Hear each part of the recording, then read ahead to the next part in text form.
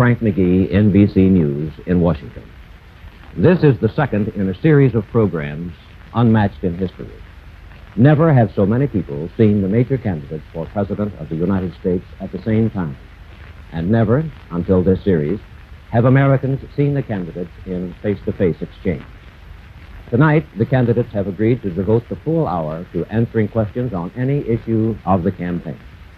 And here tonight are the Republican candidate, Vice President Richard M. Nixon, and the Democratic candidate, Senator John F. Kennedy. Now, representatives of the candidates and of all the radio and television networks have agreed on these rules. Neither candidate will make an opening statement or a closing summation. Each will be questioned in turn. Each will have an opportunity to comment upon the answer of the other. Each reporter will ask only one question in turn. He is free to ask any question he chooses. Neither candidate knows what questions will be asked, and only the clock will determine who will be asked the last question. These programs represent an unprecedented opportunity for the candidates to present their philosophies and programs directly to the people, and for the people to compare these and the candidates. The four reporters on tonight's panel include a newspaperman and a wire service representative. These two were selected by lot by the press secretaries of the candidates from among the reporters traveling with the candidates. The broadcasting representatives were selected by their respective companies. The reporters are Paul Niven of CBS, Edward P. Morgan of ABC, Alvin Spivak of United Press International, and Harold R. Levy of Newsday. The first question is from Mr. Niven and is for Vice President Nixon. Mr. Vice President, Senator Kennedy said last night that the administration must take responsibility for the loss of Cuba. Would you compare the validity of that statement with the validity of your own statements in previous campaigns that the Truman administration was responsible for the loss of China to the communists? First of all, I don't agree with Senator Kennedy that Cuba is lost. And certainly, China was lost when this administration came into power in 1953. As I look at Cuba today, I believe that we are following the right course, a course which is difficult, but a course which, under the circumstances, the only proper one, which will see that the Cuban people get a chance to realize their aspirations of progress through freedom, and that they get that with our cooperation with the other of the states in the Organization of American States. Now, Senator Kennedy has made some very strong criticisms of my part, or alleged part, in what has happened in Cuba. He points to the fact that I visited Cuba while Mr. Batista was in power there. I can only point out that if we are going to judge the administrations in terms of our attitude toward dictators, we're glad to have a comparison with the previous administration. There were 11 dictators in South America and in Central America when we came in 1953. Today, there are only 3 left, including the one in Cuba. We think that's pretty good progress. Senator Kennedy also indicated with regard to Cuba that he thought that I had made a mistake when I was in Cuba in not calling for free elections in that country. I'm very surprised that Senator Kennedy, who is on the Foreign Relations Committee, would have made such a statement of this kind. As a matter of fact, in his book, The Strategy for Peace, he took the right position. And that position is that the United States has a treaty with all of the Organization of American States, which prohibits us from interfering in the internal affairs of any other state and prohibits them as well. For me to have made such a statement would have been in direct opposition to that treaty. Now, with regard to Cuba, let me make one thing very clear. There isn't any question but that we will defend our rights there. There isn't any question but that we will defend Guantanamo if it's attacked. There also isn't any question but that the free people of Cuba, the people who want to be free, are going to be supported and that they will attain their freedom. No, Cuba is not lost. And I don't think this kind of defeatist talk by Senator Kennedy helped the situation one bit. Senator Kennedy, would you care to comment? In the first place, I never suggested that Cuba was lost, except for the president. In my speech last night, I indicated that I thought that Cuba one day again would be free. Where I've been critical of the administration's policy and where I criticized Mr. Nixon was because in his press conference in Havana in 1955, he praised the competence and stability of the Batista dictatorship. That dictatorship had killed over 20,000 Cubans in 7 years. Secondly, I did not criticize him for not calling for free elections. What I criticized was the failure of the administration to use its great influence to persuade the Cuban government to hold free elections, particularly in 1957 and 1958. Thirdly, Arthur Gardner, a Republican ambassador, Earl Smith, a Republican ambassador in succession, both have indicated in the past 6 weeks that they reported to Washington that Castro was a Marxist, that Raul Castro was a communist, and that they got no effective result. Instead, our aid continued to Batista, which was ineffective. We never were on the side of freedom. We never used our influence when we could have used it most effectively. And today, Cuba is lost to freedom. I hope someday it will rise. But I don't think it will rise if we continue the same policies towards Cuba that we did in recent years, and in fact towards all of Latin America, when we've almost ignored the needs of Latin America. We've beamed not a single Voice of America program in Spanish to all of Latin America in the last 8 years, except for the 3 months of the Hungarian Revolution. Mr. Morgan with a question for Senator Kennedy. Senator, last May in Oregon, you discussed the possibilities of sending apologies or regrets to Khrushchev over the U-2 incident. Do you think now that that would have done any good? Did you think so then? Mr. Morgan, I suggested that if the United States felt that it could save the summit conference, that it would have been proper for us to have expressed regret. In my judgment, that statement has been distorted by Mr. Nixon and others in their debates around the country and in their discussions. Mr. Lodge on Meet the Press a month ago said if there was ever a case when we did not have law on our side, it was in the U-2 incident. The U-2 flights were proper from the point of view of protecting our security, but they were not in accordance with international law. And I said that I felt that rather than tell the lie which we told, rather than indicate that the flights would continue, in fact, I believe Mr. Nixon himself said on May 15th that the flights would continue, even though Mr. Herter testified before the Senate Foreign Relations Committee that they had been canceled as of May 12th. But it would have been far better that if we had expressed regret, if that would have saved the summit, and if the summit is useful, and I believe it is. The point that is always left out is the fact that we expressed regrets to Castro this winter, that we expressed regrets to the Eisenhower administration, expressed regrets for a flight over southern Russia in 1958. We expressed regrets for a flight over eastern Germany under this administration. The Soviet Union in 1955 expressed regrets to us over the Bering Sea incident. The Chinese Communists expressed regrets to us over a plane incident in 1956. That is the accepted procedure between nations. And my judgment is that we should follow the advice of Theodore Roosevelt. Be strong, maintain a strong position, but also speak softly. I believe that in those cases where international custom calls for the expression of a regret, if that would have kept the summit going, in my judgment, it was a proper action. It's not appeasement. It's not soft. I believe we should be stronger than we now are. I believe we should have a stronger military force. I believe we should increase our strength all over the world. But I don't confuse words with strength. In my judgment, if the summit was useful, if it would have brought us closer to peace, but rather than the lie that we told, which has been criticized by all responsible people afterwards, it would have been far better for us to follow the common diplomatic procedure of expressing regret and then try to move on. Mr. Vice President. I think Senator Kennedy is wrong on 3 counts. First of all, he's wrong in thinking or even suggesting that Mr. Khrushchev might have continued the conference if we had expressed regrets. He knew these fights were going on long before, and that wasn't the reason that he broke up the conference. Second, he's wrong in the analogies that he makes. The United States is a strong country. Whenever we do anything that's wrong, we can express regret. But when the President of the United States is doing something that's right, something that is for the purpose of defending the security of this country against surprise attacks, he can never express regrets or apologize to anybody, including Mr. Khrushchev.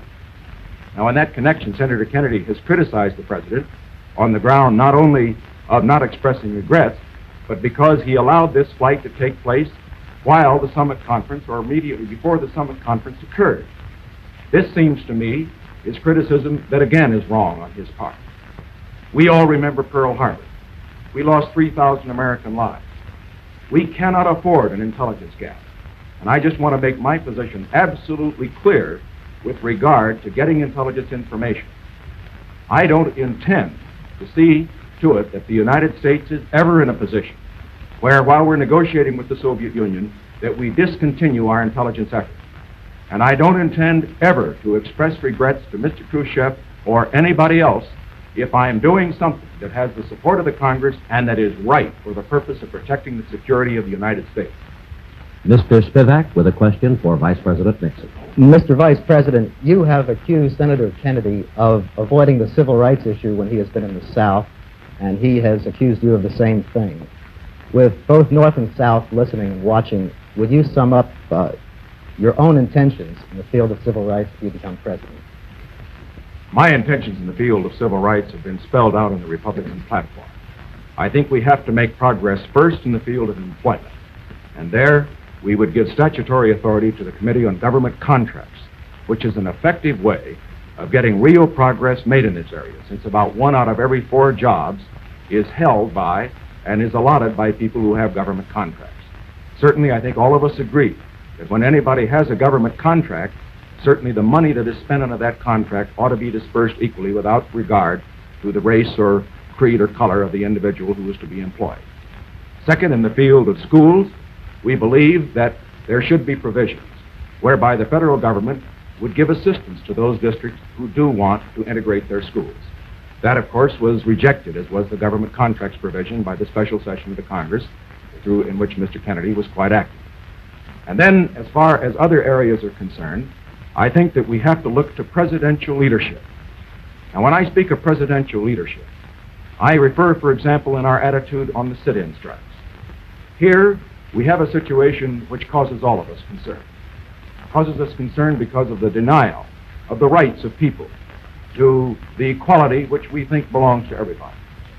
I have talked to Negro mothers.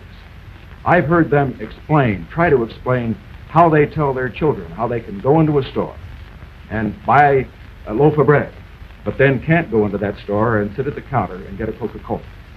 This is wrong, and we have to do something about it. So under the circumstances, what do we do? Well, what we do is what the Attorney General of the United States did under the direction of the President. Call in the owners of chain stores and get them to take action. Now, there are other places where the executive can lead, but let me just sum up by saying this. Why do I talk every time I'm in the South on civil rights? Not because I'm preaching to the people of the South, because this isn't just a Southern problem, it's a Northern problem and a Western problem. It's a problem for all of us. I do it because it's the responsibility of leadership. I do it because we have to solve this problem together.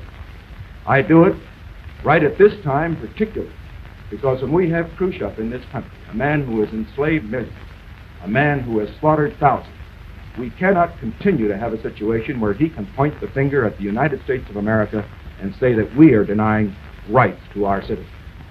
And so I say both the candidates and both the vice presidential candidates, I would hope as well, including Senator Johnson, should talk on this issue at every opportunity. Senator Kennedy. Well, Mr. Nixon hasn't discussed the 2 basic questions. What is going to be done and what will be his policy on implementing the Supreme Court decision of 1954? Giving aid to schools technically that are trying to carry out the decision is not the great question. Secondly, what's he going to do to provide fair employment? He's been the head of the Committee on Government Contracts. It's carried out 2 cases, both in the District of Columbia. He has not indicated his support of an attempt to provide fair employment practices around the country so that everyone can get a job regardless of their race or color. Nor has he indicated that he will support Title III, which would give the Attorney General additional powers to protect constitutional rights. These are the great questions. Equality of education in schools. About 2% of our population, white people, is illiterate. 10% of our colored population. 60 to 70% of our colored children do not finish high school. These are the questions in these areas that the North and the South, East and West are entitled to know. What will be the leadership of the President in these areas to provide equality of opportunity for employment? Equality of opportunity in the field of housing, which could be done on all federal supported housing by a stroke of the President's pen. What will be done to provide equality of education in all sections of the United States? Those are the questions to which the President must establish a moral tone and moral leadership. And I can assure you that if I'm elected President, we will do so. Mr. Levy with a question for Senator Kennedy.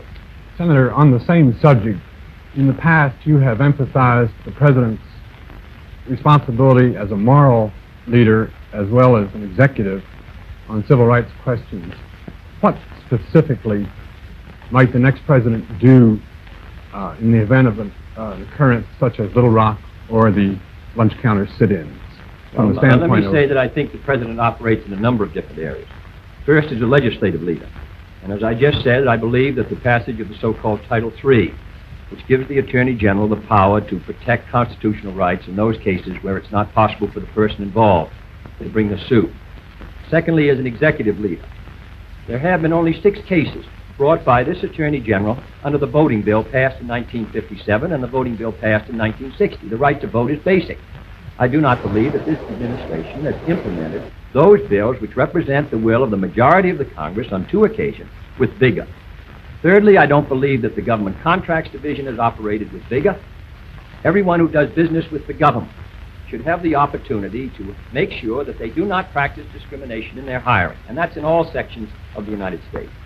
And then, fourthly, as a moral leader, there is a very strong moral basis for this concept of equality before the law. Not only equality before the law, but also equality of opportunity. We are in a very difficult time. We need all the talent we can get. We sit on a conspicuous stage. We are a goldfish bowl before the world. We have to practice what we preach. We set a very high standard for ourselves. The communists do not. They set a low standard of materialism. We preach in the Declaration of Independence and in the Constitution, in the statement of our greatest leaders. We preached very high standards. And if we're not going to be charged before the world with hypocrisy, we have to meet those standards. I believe the President of the United States should indicate it. Now, lastly, I believe in the case of Little Rock. I would have hoped that the President of the United States would have been possible for him to indicate it clearly that the Supreme Court decision was going to be carried out. I would have hoped that it would have been possible to use marshals to do so. But it was, evidently, under the handling of the case, it was not. I would hope an incident like that would not happen. I think if the President is responsible, if he consults with those involved, if he makes it clear that the Supreme Court decision is going to be carried out in a way that the Supreme Court planned, with deliberate speed, then in my judgment, providing he's behind action, I believe we can make progress. Now, the present administration, the President has said, never indicated what he thought of the 1954 decision. Unless the President speaks, then, of course, the country doesn't speak. And Franklin Roosevelt said, the presidency of the United States is above all a place of moral leadership. And I believe on this great moral issue, he should speak out and give his views clearly. Mr. Vice President. Senator Kennedy has expressed some high hopes in this field, hopes which I think all Americans would share who want some progress in this area. But let's look at the performance. When he selected his vice presidential running mate, he selected a man who had voted against most of these proposals and a man who opposes them at the present time. Let me look also at what I did. I selected a man who stands with me in this field and who will talk with me and work with me on it.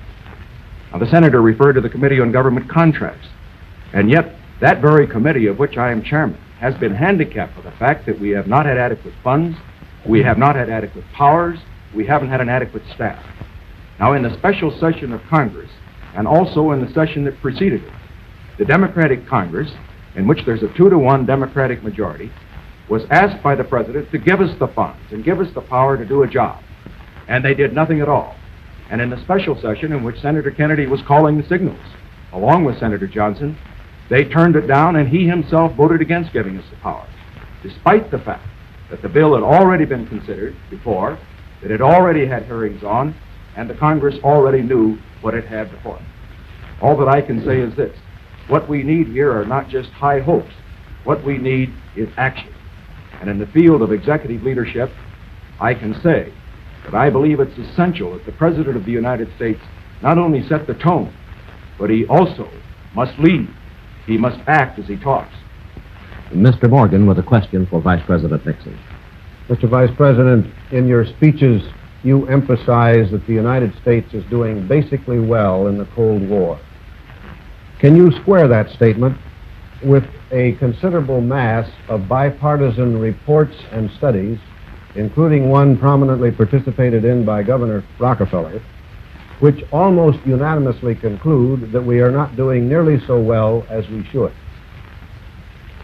Mr. Morgan, no matter how well we're doing in the Cold War, we're not doing as well as we should. And that will always be the case as long as the communists are on the international scene and the aggressive tendencies that they presently are following. Now, as far as the present situation is concerned, I think it's time that we nail a few of these distortions about the United States that have been put out. First of all, we hear that our prestige is at an all-time low. Senator Kennedy has been hitting that point over and over again. I would just suggest that after Premier Khrushchev's performance in the United Nations, compared with President Eisenhower's eloquent speech, that at the present time, communist prestige in the world is at an all-time low, and American prestige is at an all-time high. Now, that, of course, is just one factor, but it's a significant one. When we look, for example, at the vote in the Congo, we were on one side, they were on the other side. What happened? There were 70 votes for our position and none for theirs. Look at the votes in the United Nations over the past 7.5 years. That's a test of prestige. Every time the United States has been on one side and they've been on the other side, our position has been sustained. Now, looking to what we ought to do in the future. In this Cold War, we have to recognize where it is being fought, and then we have to develop programs to deal with it. It's being fought primarily in Asia, in Africa, and in Latin America. What do we need? What tools do we need to fight? Well, we need, for example, economic assistance. We need technical assistance. We need exchange. We need programs of diplomatic and other character which will be effective in that area. Now, Senator Kennedy a moment ago referred to the fact that there was not an adequate Voice of America program for Latin America. I'd like to point out that in the last 6 years, the Democratic Congresses, of which he's been a member, have cut $20 million off of the Voice of America program. They also have cut $4 billion off of mutual security in these last 6 years. They also have cut $2 billion off of defense. Now, when they talk about our record here, it is well that they recognize that they have to stand up for their record as well. So let me summarize by saying this. I'm not satisfied with what we're doing in the Cold War because I believe we have to step up our activities and launch an offensive for the minds and hearts and souls of men. It must be economic, it must be technological, above all, it must be ideological. But we've got to get help from the Congress in order to do this. Of course, Mr. Nixon is wholly inaccurate when he says that the Congress has not provided more funds, in fact, than the President recommended for national defense. 1953, we tried to put an appropriation of $5 billion for our defenses. I was responsible for the amendment with Senator Monroney in 1954 to strengthen our ground force. The Congress of the United States appropriated $677 million more than the President was willing to use up till a week ago. Secondly, on the question of our position in the United Nations, we all know about the vote held this week of the 5 nucleus, and it was generally regarded as a defeat for the United States. Thirdly, in 1952, there were only 7 votes in favor of the admission of Red China into the United Nations. Last year, there were 29. And tomorrow, when the preliminary vote is held, you will see a strengthening of that position, or very closely to it. We have not maintained our position and our prestige. A Gallup poll taken in February of this year, asking in 8 out of 9 countries, they asked the people, who do they think would be ahead by 1970, militarily and scientifically? And a majority in 8 of the 9 countries said the Soviet Union would by 1970. Governor Rockefeller has been far more critical in June of our position in the world than I have been. The Rockefeller Brothers report, General Ridgway, General Gavin, the Gaither report, various reports of congressional committees all indicate that the relative strength of the United States, both militarily, politically, psychologically, and scientifically, and industrially, the relative strength of the United States compared to that of the Soviet Union and the Chinese Communists together has deteriorated in the last 8 years, and we should know it, and the American people should be told the facts. Mr. Spivak with a question for Senator Kennedy. Senator, following this up, how would you go about increasing the prestige you say we're losing, and could the programs you've devised to do so be accomplished without absolutely wrecking our economies? Yes, we have been wholly indifferent to Latin America until the last few months. The program that was put forward this summer, after we broke off the sugar quota with Cuba, really was done because we wanted to get through the OAS meeting a condemnation of Russian infiltration of Cuba. And therefore we passed an authorization, not an aid bill, which was the first time really since the Inter-American Bank, which was founded a year ago, was developed, that we really have looked at the needs of Latin America, that we've associated ourselves with those people. Secondly, I believe that it's far better for the United States instead of concentrating our aid, particularly in the underdeveloped world, on surplus military equipment, we poured $300 million of surplus military equipment into layoffs. We paid more military aid, more aid into layoffs per person than in any country in the world. And we all know now that layoffs is moving from neutralism in the direction of the communists.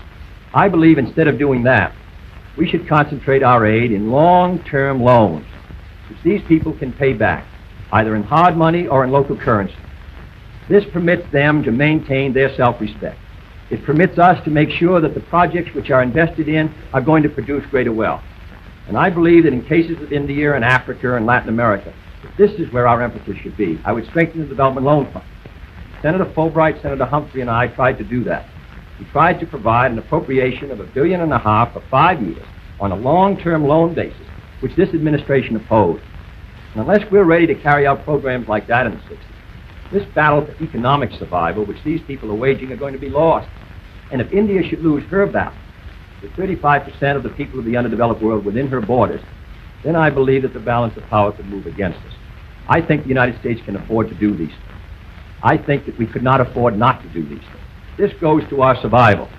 And here in a country which, if it is moving ahead, if it's developing its economy to the fullest, which we are not now, in my judgment, we'll have the resources to meet our military commitments and also our commitments overseas. I believe it's essential that we do it, because in the next 10 years, the balance of power is going to begin to move in the world in one direction or another, towards us or towards the communists. And unless we begin to identify ourselves not only with the anti-communist fight, but also with the fight against poverty and hunger, these people are going to begin to turn to the communists as an example. I believe we can do it. If we build our economy the way we should, we can afford to do these things, and we must do it. Mr. Vice President. Senator Kennedy has put a great deal of stress on the necessity for economic assistance. This is important, but it's also tremendously important to bear in mind that when you pour in money without pouring in technical assistance as well, that you have a disastrous situation. We need to step up exchange, we need to step up technical assistance so that trained people in these newly developing countries can operate the economies. We also have to have in mind something else with regard to this whole situation in the world. And that is that as America moves forward, we not only must think in terms of fighting communism, but we must also think primarily in terms of the interests of these countries. We must associate ourselves with their aspirations. We must let them know that the great American ideals of independence, of the right of people to be free, of the right to progress, that these are ideals that belong not to ourselves alone, but they belong to everybody. This we must get across to the world. And we can't do it unless we do have adequate funds for example, information, which has been cut by the Congress, adequate funds for technical assistance. The other point that I would make with regard to economic assistance and technical assistance is that the United States must not rest its case here alone. This is primarily an ideological battle, a battle for the minds and the hearts and the souls of men. We must not meet the communists purely in the field of gross atheistic materialism. We must stand for our ideals. Mr. Levy with a question for Vice President Nixon. Mr. Vice President, the Labor Department today added 5 more major industrial centers to the list of areas with substantial unemployment. You said in New York this week that as President you would use the full powers of the government, if necessary, to combat unemployment. Specifically, what measures would you advocate and at what point? Unemployment, we first must concentrate on the very areas to which you refer, the so-called depressed areas. Now, in the last Congress, the special session of the Congress, there was a bill, one by the President, one by Senator Kennedy and members of his party. Now, the bill that the President had submitted would have provided more aid for those areas that really need it, areas like Scranton and Wilkes-Barre and the areas of West Virginia, than the ones that Senator Kennedy was supporting. On the other hand, we found that the bill got into the legislative difficulties, and consequently no action was taken. So point one, at the highest priority, we must get a bill for depressed areas through the next Congress. I have made recommendations on that, and I have discussed them previously, and I will spell them out further in the campaign. Second, as we consider this problem of unemployment, we have to realize where it is. In analyzing the figures, we will find that our unemployment exists among the older citizens. It exists also among those who are inadequately trained. That is, those who do not have an adequate opportunity for education. It also exists among minority groups. If we're going to combat unemployment, then we have to do a better job in these areas. That's why I have a program for education, a program in the case of equal job opportunities, and one that would also deal with our older citizens. Now, finally, with regard to the whole problem of combating recession, as you call it, we must use the full resources of the government in these respects. One, we must see to it that credit is expanded as we go into any recessionary period. And understand, I do not believe we're going into a recession. I believe this economy is sound and that we're going to move up. But second, in addition to that, if we do get into a recessionary period, we should move on that part of the economy which is represented by the private sector. And I mean stimulate that part of the economy that can create jobs, the private sector of the economy. This means through tax reform and, if necessary, tax cuts that will stimulate more jobs. I favor that rather than massive federal spending programs, which will come into effect usually long after you've passed through the recessionary period. So we must use all of these weapons for the purpose of combating recession if it should come, but I do not expect it to come. Senator Kennedy. Well, Mr. Nixon has stated the record inaccurately in regard to the depressed area bill. I'm very familiar with it. It came out of the committee of which I was the chairman, the Labor Subcommittee in '55. I was the floor manager.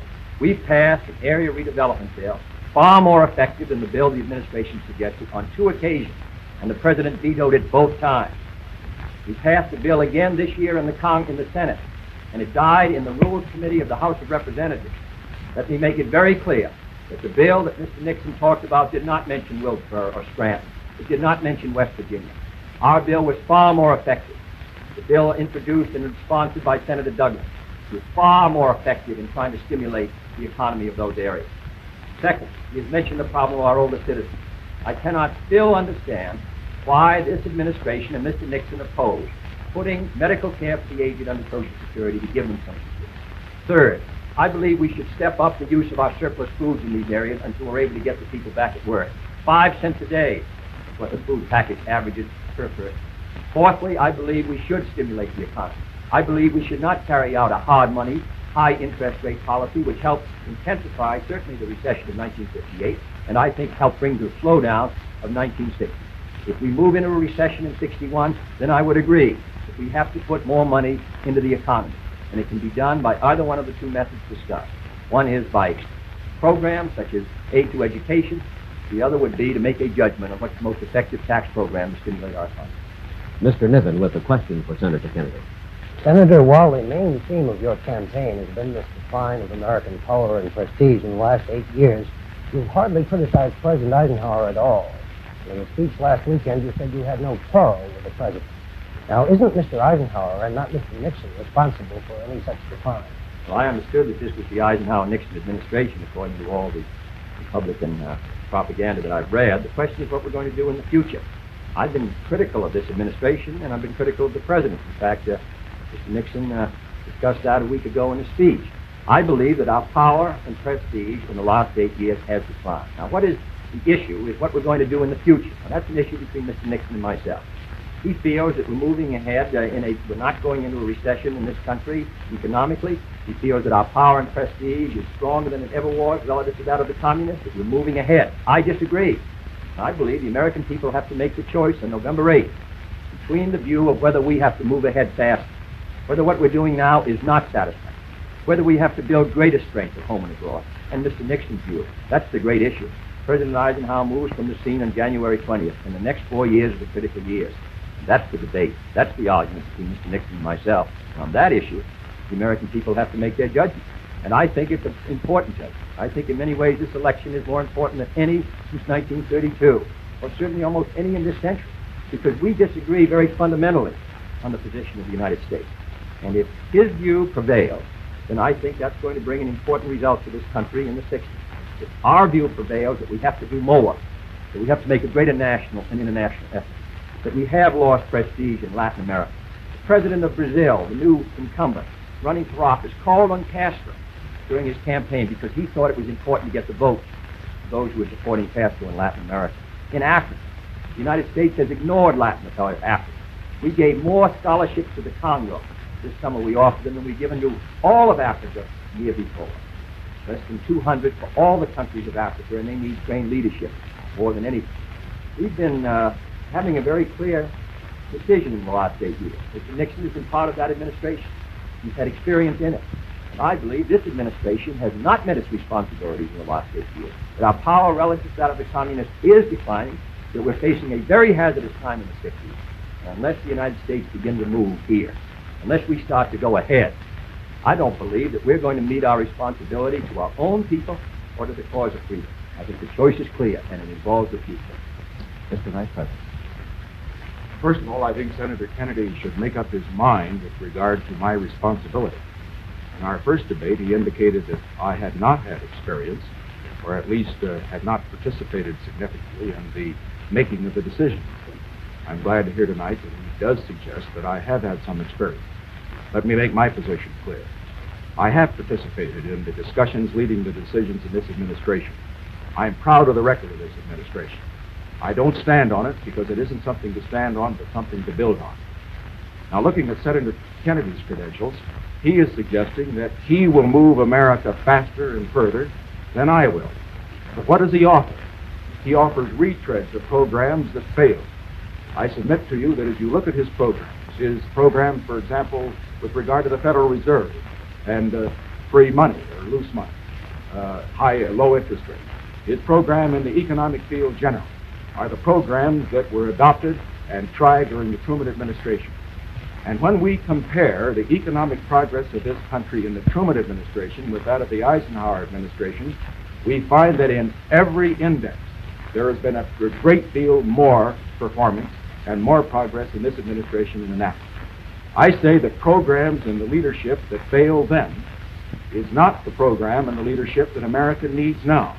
I say that the American people don't want to go back to those policies. And incidentally, if Senator Kennedy disagrees, he should indicate where he believes those policies are different from those he's advocating today. Mr. Spivak with a question for Vice President Nixon. Mr. Vice President, according to news dispatches, Soviet Premier Khrushchev said today that Prime Minister Macmillan had assured him that there would be a summit conference next year after the presidential elections. Have you given any cause for such assurance, and do you consider it desirable or even possible that there would be a summit conference next year if Mr. Khrushchev persists in the conditions he's laid down? No, of course I haven't talked to Prime Minister Macmillan. It would not be appropriate for me to do so. The president is still going to be president for the next 4 months. And he, of course, is the only one who could commit this country in this period. As far as the summit conference is concerned, I want to make my position absolutely clear. I would be willing as president to meet with Mr. Khrushchev or any other world leader if it would serve the cause of peace. I would not be willing to meet with him, however, unless there were preparations for that conference which would give us some reasonable certainty that you were going to have some success. We must not build up the hopes of the world and then dash them, as was the case in Paris. There, Mr. Khrushchev came to that conference determined to break it up. He was going to break it up because he knew that he wasn't going to get his way on Berlin and on the other key matters with which he was concerned at the Paris conference. Now, if we're going to have another summit conference, there must be negotiations at the diplomatic level, the ambassadors, the secretaries of state, and others at that level, prior to that time, which will delineate the issues and which will prepare the way for the heads of state to meet and make some progress. Otherwise, if we find the heads of state meeting and not making progress, we will find that the cause of peace will have been hurt rather than helped. So under these circumstances, I therefore strongly urge, and I will strongly hold, if I have the opportunity to urge or to hold this position, that any summit conference would be gone into only after the most careful preparation and only after Mr. Khrushchev, after his disgraceful conduct at Paris, after his disgraceful conduct at the United Nations, gave some assurance that he really wanted to sit down and talk. and to accomplish something, and not just to make propaganda. Senator Kennedy. I have no disagreement with the Vice President's position on that. My view is the same as his. Let me say there is only one point I would add. Before we go into the summit, before we ever meet again, I think it's important that the United States build its strength, that it build its military strength, as well as its own economic strength. If we negotiate from a position where the power balance or wave is moving away from us, it's extremely difficult to reach a successful decision on Berlin, as well as the other questions. Now, the next President of the United States in his first year is going to be confronted with a very serious question on our defense of Berlin, our commitment to Berlin. It's going to be a test of our nerve and will. It's going to be a test of our strength. And because we're going to move in 61 and 2, partly because we have not maintained our strength with sufficient vigor in the last years, I believe that before we meet that crisis, that the next President of the United States should send a message to Congress asking for a revitalization of our military strength. Because come spring or late in the winter, we're going to be face to face with the most serious Berlin crisis since 1949 or 50. On the question of the summit, I agree with the position of Mr. Nixon. I would not meet Mr. Khrushchev unless there were some agreements at the secondary level, foreign ministers or ambassadors, which would indicate that the meeting would have some hope of success or a useful exchange of ideas. Mr. Levy with a question for Senator Kennedy. Senator, in your acceptance speech at Los Angeles, you said that your campaign would be based not on what you intend to offer the American people, but what you intend to ask of them. Since that time, you have spelled out many of the things that you intend to do, but you have made only vague reference to sacrifice and self-denial. A year or so ago, I believe, you said that you would not hesitate to recommend a tax increase if you considered it necessary. Is this what you have in mind? Well, I don't think that in the winter of 61, under present economic conditions, a tax increase would be desirable. In fact, it would be deflationary, it would cause great unemployment, it would cause a real slowdown in our economy. If it ever becomes necessary and is wise, economic, and essential to our security, I would have no hesitancy in suggesting a tax increase or any other policy which would defend the United States. I have talked in every speech about the fact that these are going to be very difficult times in the 1960s and that we're going to have to meet our responsibility as citizens. I'm talking about a national mood. I'm talking about our willingness to bear any burdens in order to maintain our own freedom and in order to meet our freedom around the globe. We don't know what the future is going to bring, but I would not want anyone to elect me as President of the United States or vote for me under the expectation that life would be easier if I were elected. Now, many of the programs that I'm talking about, economic growth, care for the aged, development of our natural resources, build the strength of the United States. That's how the United States began to prepare for its great actions in World War II and in the post-war period. If we're moving ahead, if we're providing a viable economy, if our people have sufficient resources so that they can consume what we produce, then this country's on the move. Then we're stronger. Then we set a better example to the world. So we have the problem not only of building our own military strength and extending our policies abroad, we have to do a job here at home. So I believe that the policies that I recommend come under the general heading of strengthening the United States. We're using our steel capacity 55% today. We're not able to consume what we're able to produce at a time when the Soviet Union is making great economic gains. And all I say is, I don't know what the 60s will bring, except I think they will bring hard times in the international sphere. I hope we can move ahead here at home in the United States. I'm confident we can do a far better job of mobilizing our economy and resources in the United States. And I merely say that if they elect me president, I will do my best to carry the United States through a difficult period. But I would not want people to elect me because I promised them the easy, soft life. I think it's going to be difficult, but I'm confident that this country can meet its responsibilities. Mr. Vice President. Well, I think we should be under no illusions whatever about what the responsibilities of the American people will be in the 60s. Our expenditures for defense, our expenditures for mutual security, our expenditures for economic assistance and technical assistance are not going to get less. In my opinion, they're going to be greater. I think it may be necessary that we have more taxes. I hope not. I hope we can economize elsewhere so that we don't have to. But I would have no hesitation to ask the American people to pay the taxes even in 1961, if necessary, to maintain a sound economy and also to maintain a sound dollar. Because when you do not tax, and tax enough to pay for your outgo, you pay it many times over in higher prices in inflation. And I simply will not do that.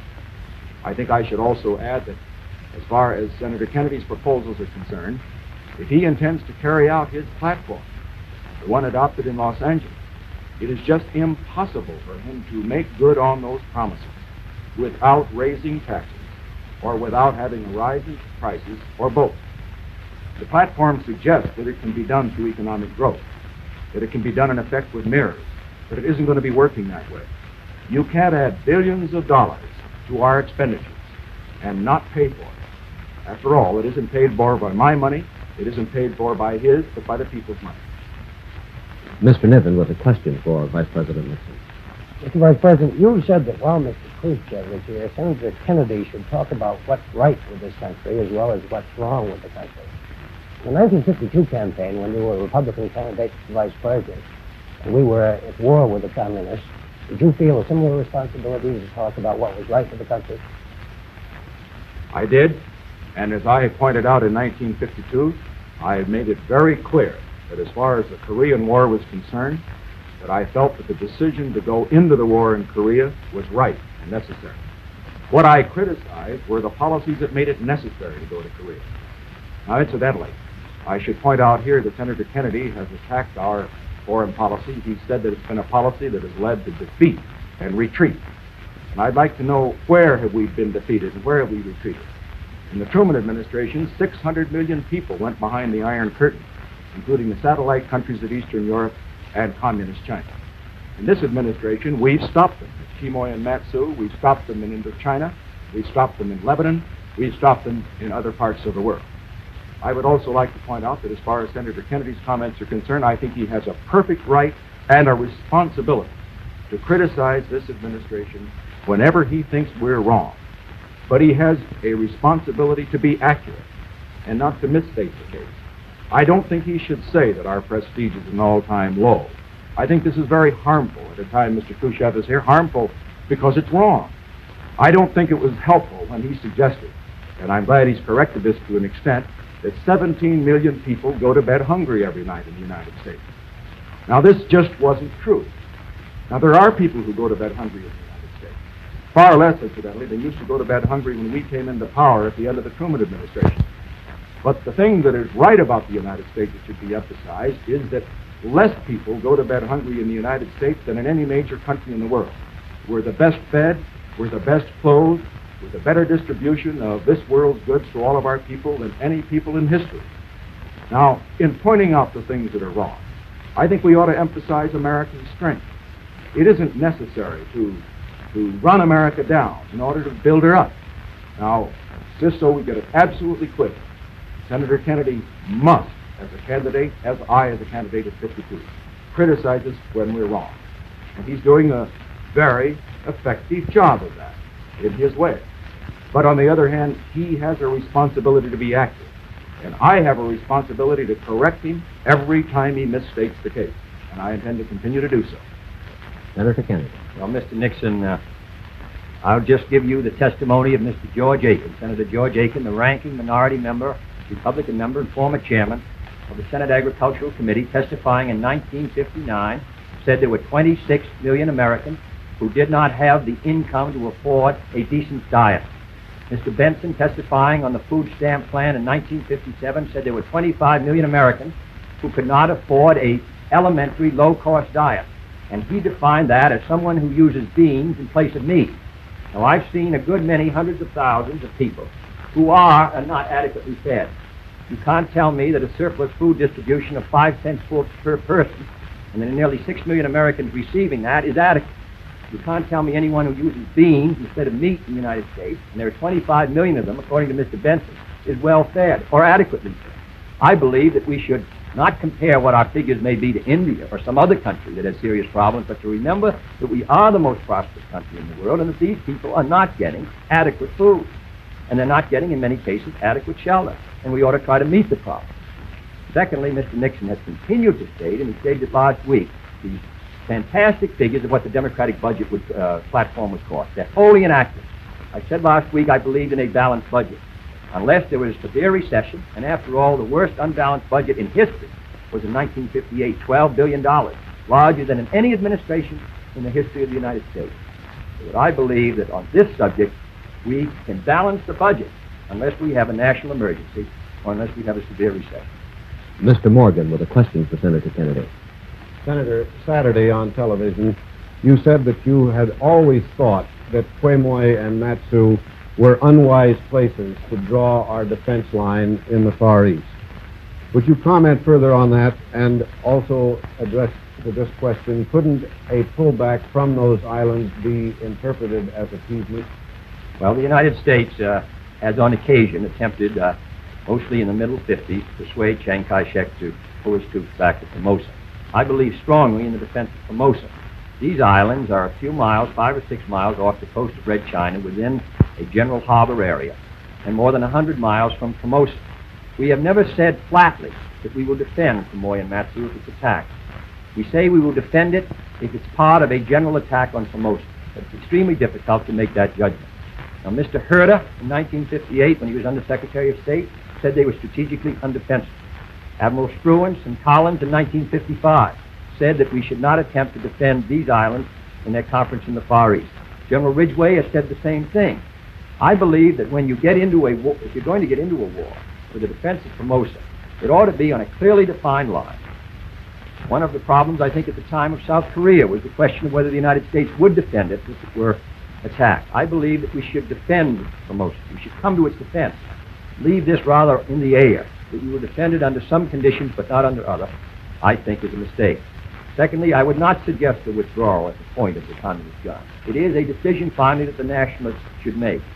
And I believe that we should consult with them and attempt to work out a plan by which the line is drawn at the island of Formosa. It leaves 100 miles between the seas. So with General Ridgway, Mr. Herder, General Collins, Admiral Struance, and many others, I think it's unwise to take the chance of being dragged into a war which may lead to a world war over two islands which are not strategically defensible, which are not, according to their testimony, essential to the defense of Formosa. I think that we should protect our commitment. I believe strongly we should do so in Berlin. I believe strongly we should do so in Formosa. And I believe we should meet our commitment to every country whose security we guarantee. But I do not believe that that line, in case of a war, should be drawn on those islands, but instead on the island of Formosa. And as long as they are not essential to the defense of Formosa, it's been my judgment ever since 1954, at the time of the Eisenhower Doctrine for the Far East, that our line should be drawn in the sea around the island itself. Mr. Vice President. I disagree completely with Senator Kennedy on this point. I remember in the period immediately before the Korean War, South Korea was supposed to be indefensible as well. Generals testified to that. And Secretary Atchison made a very famous speech at the press club early in the year that the Korean War started, indicating in effect that South Korea was beyond the defense zone of the United States. I suppose it was hoped when he made that speech that we wouldn't get into a war. But it didn't mean that. We had to go in when they came in. Now, I think as far as Quemoy and Matsu are concerned, that the question is not these two little pieces of real estate. They are unimportant. It isn't the few people who live on them. They are not too important. It's the principle involved. These two islands are in the area of freedom. The nationalists have these two islands. We should not force our nationalist allies to get off of them and give them to the communists. If we do that, we start a chain reaction, because the communists aren't after Quemoy and Matsu. They're after Formosa. In my opinion, this is the same kind of woolly thinking that led to disaster for America and Korea. I'm against it. I would never tolerate it as President of the United States, and I will hope that Senator Kennedy will change his mind if he should be elected. Gentlemen, we have approximately 4 minutes remaining. May I ask you to make your questions and answers as brief as possible, consistent with clarity. And Mr. Levy has a question for Vice President Nixon. Vice President, you are urging voters to forget party labels and vote for the man. Senator Kennedy says that in doing this, you are trying to run away from your party on such issues as housing and aid to education by advocating what he calls a Me Too program. Why do you say that party labels are not important? Because that's the way we elect the president in this country, and it's the way we should. I'm a student of history, as is Senator Kennedy, incidentally. And I have found that in the history of this country, we've had many great presidents. Some of them have been Democrats, some of them have been Republicans. The people, some way, have always understood that at a particular time, a certain man was the one the country needed. Now, I believe that in an election, when we are trying to determine who should lead the free world, not just America, perhaps, as Senator Kennedy has already indicated, the most important election in our history, it isn't the label that he wears or that I wear that counts. It's what we are. It's our whole life. It's what we stand for. It's what we believe. And consequently, I don't think it's enough to go before Republican audiences, and I never do, and say, look, vote for me because I'm a Republican. I don't think it's enough for Senator Kennedy to go before the audiences on the Democratic side and say, vote for me because I'm a Democrat. That isn't enough. What's involved here is the question of leadership for the whole free world. Now, that means the best leadership. It may be Republican, it may be Democrat, but the people are the ones that determine. The people have to make up their minds. And I believe the people, therefore, should be asked to make up their minds, not simply on the basis of vote the way your grandfather did, vote the way your mother did. I think the people should put America first, rather than party first. Now, as far as running away from my party is concerned, Senator Kennedy has said that we have no compassion for the poor, that we are against progress, the enemies of progress is the term that he's used and the like. All that I can say is this. We do have programs in all of these fields, education, housing, defense, that will move America forward. They will move her forward faster, and they will move her more surely than his program. This is what I deeply believe. I'm sure he believes just as deeply that his will move that way. I would suggest, however, that in the interest of fairness, that he could give me the benefit of also believing as he believes. Senator Kennedy. Well, let me say I do think that parties are important in that they tell something about the program and something about the man. Abraham Lincoln was a great president of all the people, but he was selected by his party at a key time in history because his party stood for something. The Democratic Party in this century has stood for something. It has stood for progress. It has stood for concern for the people's welfare. It has stood for a strong foreign policy and a strong national defense, and as a result, produced Wilson, President Roosevelt, and President Truman. The Republican Party has produced McKinley and Harding, Coolidge, Dewey, and Landon. They do stand for something. They stand for a whole different approach to the problems facing this country at home and abroad. That's the importance of party, only if it tells something about the record. And the Republicans in recent years, not only in the last 25 years, but in the last 8 years, have opposed housing, opposed care for the aged, opposed federal aid to education, opposed minimum wage. And I think that record tells something. Thank you, gentlemen. Neither the questions from the reporters nor the answers you heard from Senator John Kennedy or Vice President Richard Nixon were rehearsed.